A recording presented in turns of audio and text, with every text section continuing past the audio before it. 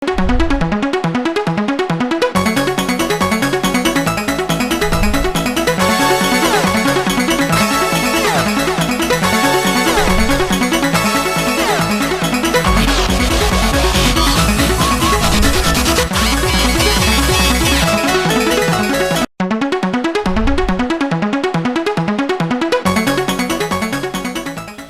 dear students, good afternoon to everyone. In previous lecture, we have studied different parts of IS 1200, modes of measurement, administrative sanction, expenditure sanction and technical sanction. तो बहुत सारे students ने मुझे ये personally request किया है कि administrative sanction, technical sanction और एक्सपेंडिचर सैंक्शन इनको इंग्लिश के साथ साथ हिंदी में भी एक्सप्लेन कीजिए. First of all, before starting today's lecture, I will explain these terms. First, administrative approval or sanction to estimate. For any work or project required by a department, an approval or sanction by a competent authority of the department with respect to cost and work is necessary for the completion of work. The authorizes the engineering department to take up the work. तो किसी भी project को करने से पहले या उसका काम शुरू करने से पहले वो प्रोजेक्ट की रिक्वायरमेंट है या नहीं, वो काम हो सकता है या नहीं, उसकी फिजिबिलिटी चेक करनी पड़ती है और उसके लिए अप्रूवल या सैंक्शन लेना पड़ता है, जो कि एक कॉम्पिटेंट अथॉरिटी से लेना पड़ता है. वो कॉम्पिटेंट अथॉरिटी कोई भी हो सकती है, गवर्नमेंट हो सकती है या प्राइवेट कंपनी है तो उसका हेड भी हो सकती है. So exactly what is administrative approval? See, administrative approval is nothing but the formal acceptance by the department concerned of the proposal, and after the administrative approval is given, the engineering department take up the work and prepare detailed plan, design and estimate and then execute the work. So the engineering departments prepare approximate estimate and preliminary plans and submit to the departmental concern for administrative approval. तो administrative approval एक formal acceptance रहता है एक proposal का कि ये काम ज़रूरी है या नहीं सोसाइटी के लिए, तो उसका एनालिसिस करते हैं. एडमिनिस्ट्रेटिव अप्रूवल के साथ डिटेल प्लान, उसका डिज़ाइन और एस्टीमेट ये सब देना पड़ता है. तब जाके जो भी कॉम्पिटेंट अथॉरिटी है उसको एक्सेप्ट करती है.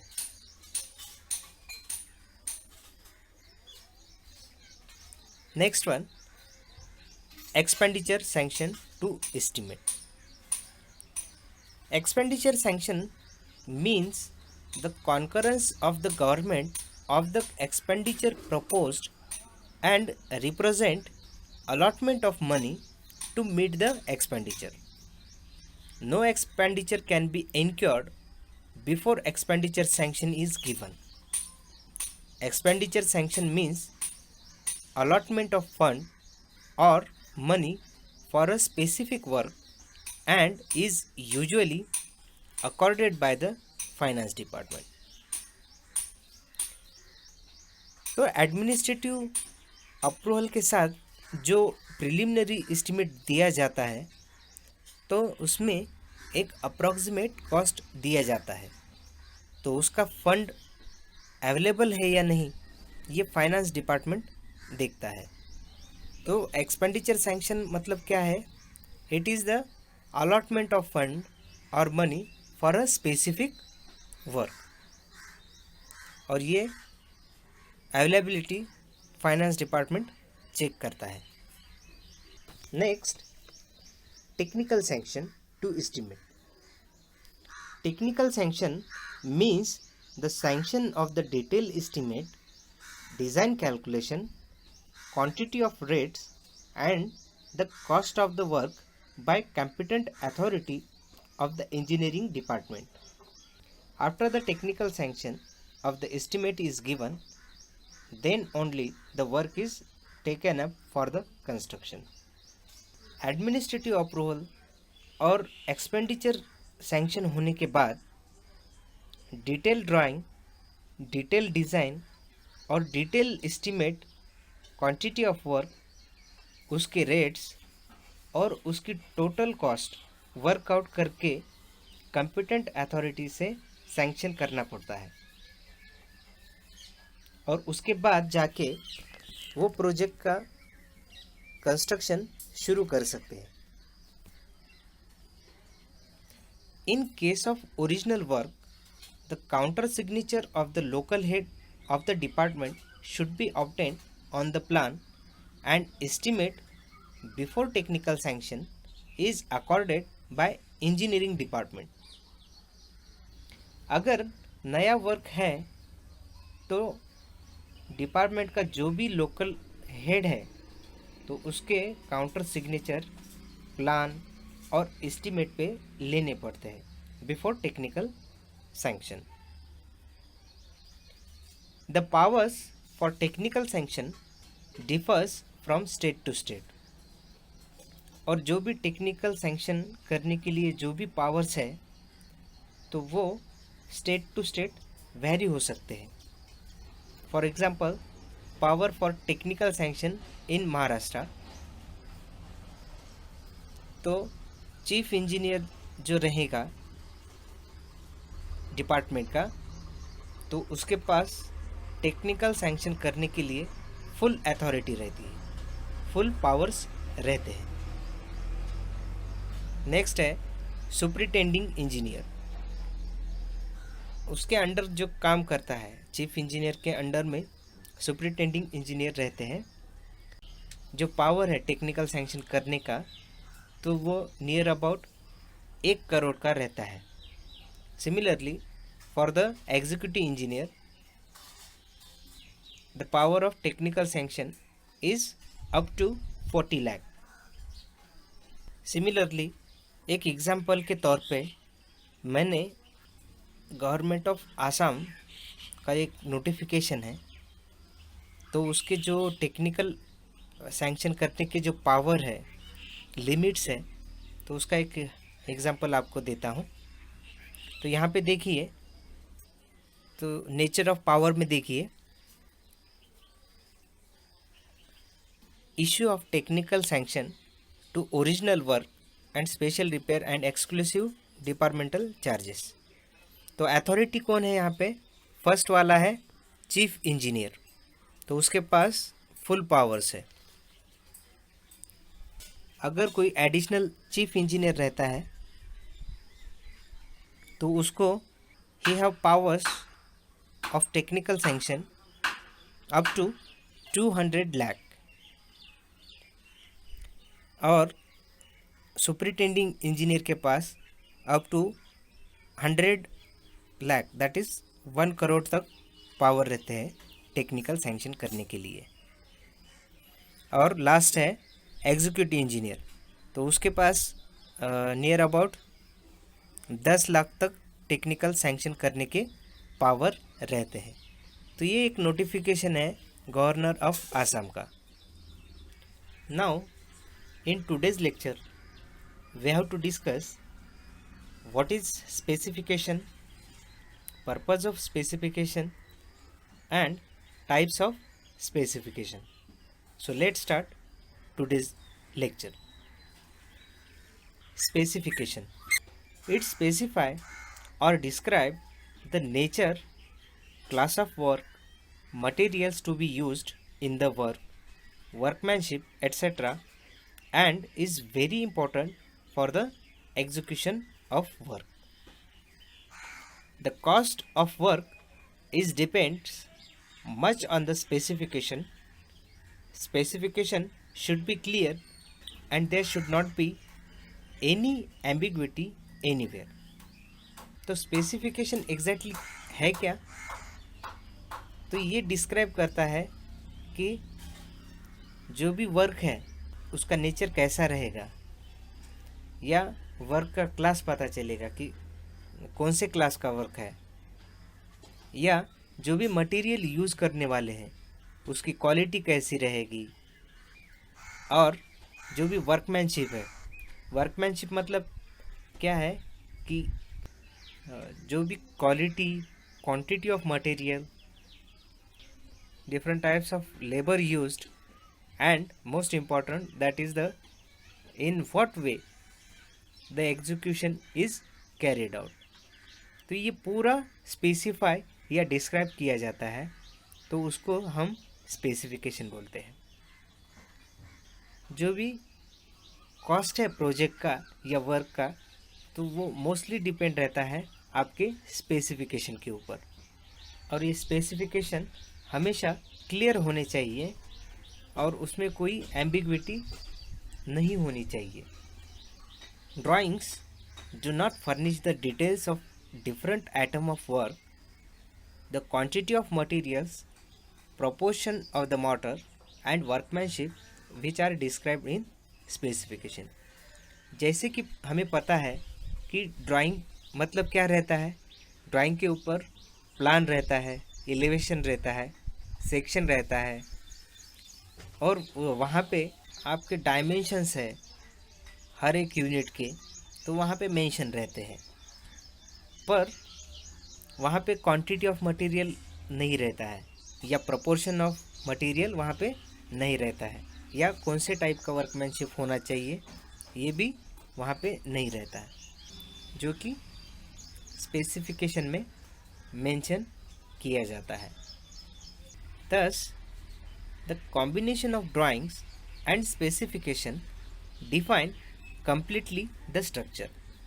Therefore, drawings and specification form important part of contract document. तो इसीलिए जो भी ड्राइंग पे डिटेल रहते हैं और स्पेसिफिकेशन में जो भी स्पेसिफाई या डिस्क्रिप्शन दिया रहता है मटेरियल के बारे में, वर्कमैनशिप के बारे में और एग्जीक्यूशन के बारे में, तो ये दोनों का कॉम्बिनेशन पूरे स्ट्रक्चर को डिफाइन करता है। तो इसीलिए ड्राइंग और स्पेसिफिकेशन ये एक कॉन्ट्रैक्ट डॉक्यूमेंट का इम्पोर्टेंट पार्ट है। During writing specification, attempts should be made to express all the requirement of the work clearly and in a concise form, avoiding repetition. As far as possible, the clause of the specification should be arranged in the same order in which the work will be carried out. While writing the specification, हमें ये चीज़ें ध्यान में रखनी चाहिए कि जो भी रिक्वायरमेंट है वर्क की, वो सभी रिक्वायरमेंट क्लियरली वहाँ पे मेंशन रहना चाहिए, और वो स्पेसिफिकेशन जो है वो एक ब्रीफ फॉर्म में, कंसाइज फॉर्म में या संक्षिप्त रूप में भी कह सकते हैं, वो आनी चाहिए, अवॉइडिंग रिपीटेशन। और जैसे हम एक्चुअल कंस्ट्रक्शन करते हैं उसी तरह उसकी जो ऑर्डर है तो उसी सेम ऑर्डर में स्पेसिफिकेशन लिखनी चाहिए। जैसे कि हम कंस्ट्रक्शन करते हैं from foundation to parapet, same उसी तरह से हमारे स्पेसिफिकेशन भी सेम ऑर्डर में आने चाहिए।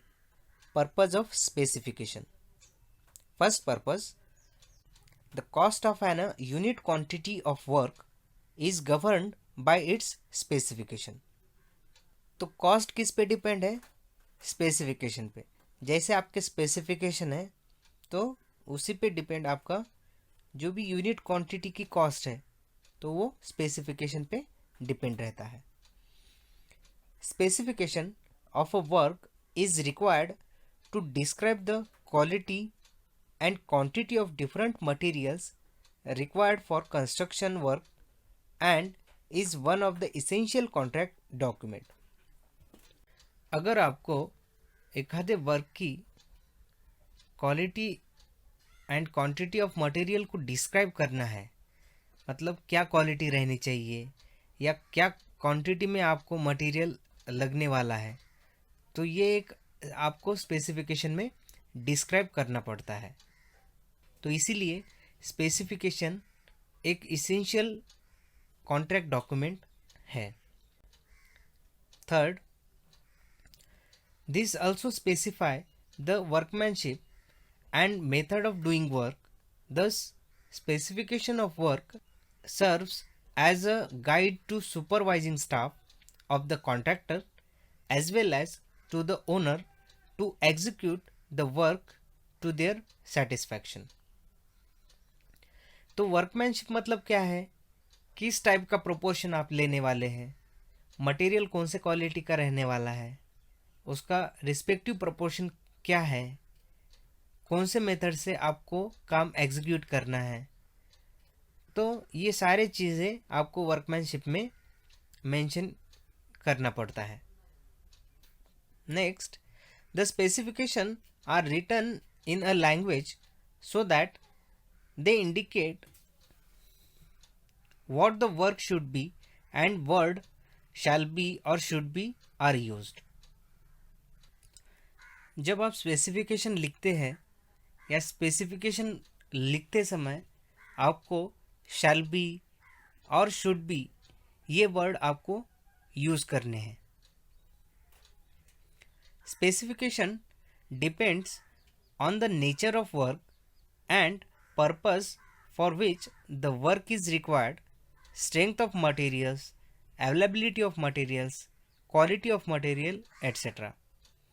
तो स्पेसिफिकेशन किस पे डिपेंड रहता है कि आपके वर्क का नेचर कैसा है, आपका पर्पस क्या है, आपको जो भी मटेरियल यूज़ करना है उसका स्ट्रेंथ कितना चाहिए, या आपके पास वो मटेरियल अवेलेबल है क्या नहीं, या उस मटेरियल की क्या क्वालिटी है. तो ये पूरे आपके स्पेसिफिकेशन के ऊपर डिपेंड रहता है. तो इसलिए ये पूरी चीज़ें आपको स्पेसिफिकेशन में डिस्क्राइब करनी पड़ती है. The work is carried out according to its specification and the contractor is paid same for that. But any changes in the specification, there will be change in the tendered rate. जैसे कि हमें पता है, जैसे आपके specification है तो उसी तरह से जो काम आप करने वाले हैं तो उसी तरह से आपको काम करना है और उसका ही पेमेंट जो है ओनर कॉन्ट्रैक्टर को देगा. पर अगर एखादे ओनर को कोई चेंजेस करना है स्पेसिफिकेशन में कि ये क्वालिटी का मटेरियल यूज़ करना है या डिज़ाइन में कुछ चेंजेस करने हैं, तो उसके लिए जो भी कॉन्ट्रैक्टर है वो ओनर से कुछ एक्स्ट्रा पेमेंट लेगा. As the rate of work is based on the specification, a contractor can calculate the rates of various items of work in tender with his procurement rates of material and labor.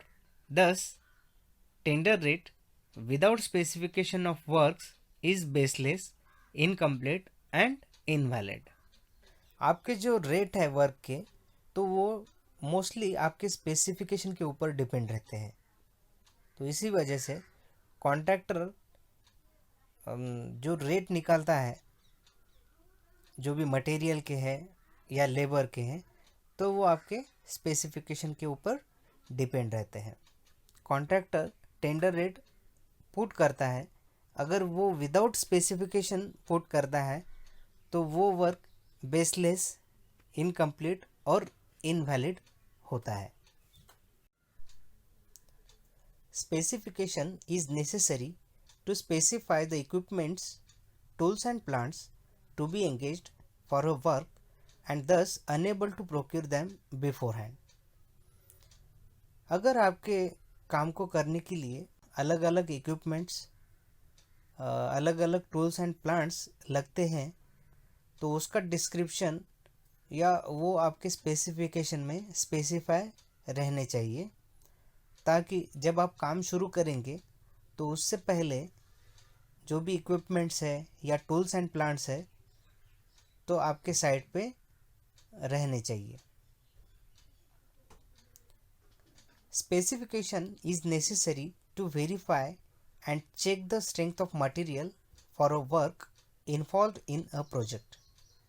Specification का और एक need है और एक purpose है कि ये verify करता है आपके मटेरियल की जो भी रिक्वायर्ड स्ट्रेंथ है, तो उसको वेरीफाई और चेक करने के लिए स्पेसिफिकेशन ज़रूरी रहते हैं।